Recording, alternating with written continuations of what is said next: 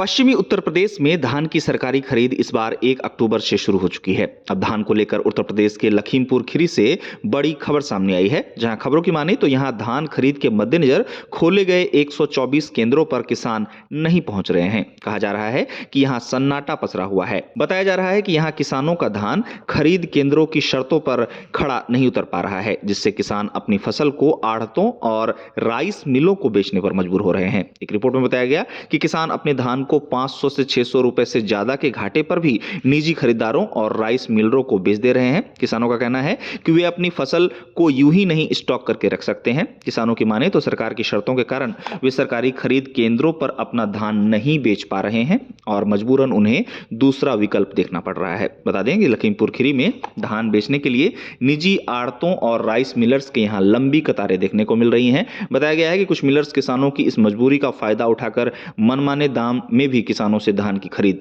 कर रहे हैं, जिससे किसानों को न चाहते हुए भी घाटा सहना पड़ रहा है। एक तरह से देखें तो इससे धान खरीद को लेकर तय किया गया सरकारी लक्ष्य साफ साफ प्रभावित होता हुआ दिखाई देता है। अब धान को लेकर सरकार द्वारा तय की गई कीमत की बात करें तो इस बार यूपी सरकार ने राज्य में किसानों से धान खरीद को लेकर जो ऐलान किया है उसके मुताबिक सरकारी न्यूनतम मूल्य 2369 रुपए और ग्रेड ए धान की कीमत 2389 रुपए तय की गई है। इसी बीच बताया गया है कि लखीमपुर खीरी जिले में राइस मिलर्स और निजी आड़ती सरकारी खरीद शुरू होने के बाद से कहीं ज्यादा मात्रा में धान की खरीद कर चुके हैं और लगातार उनके द्वारा खरीदारी की जा रही है। आपको बता दें कि लखीमपुर खीरी जिले में सरकार द्वारा इस बार 22,000 मीट्रिक टन धान खरीद का लक्ष्य तय किया गया है। बताया गया है कि इस बार की धान खरीद में अपनी फसल बेचने के लिए 31,000 किसानों ने जिले में रजिस्ट्रेशन कराया है, जहां इसमें से 7,500 किसानों के आवेदन का सत्यापन भी किया जा चुका है। लेकिन खबरों की माने तो लखीमपुर खीरी जिले में सरकारी केंद्र पर धान खरीद की रफ्तार काफी धीमी है और इसका कारण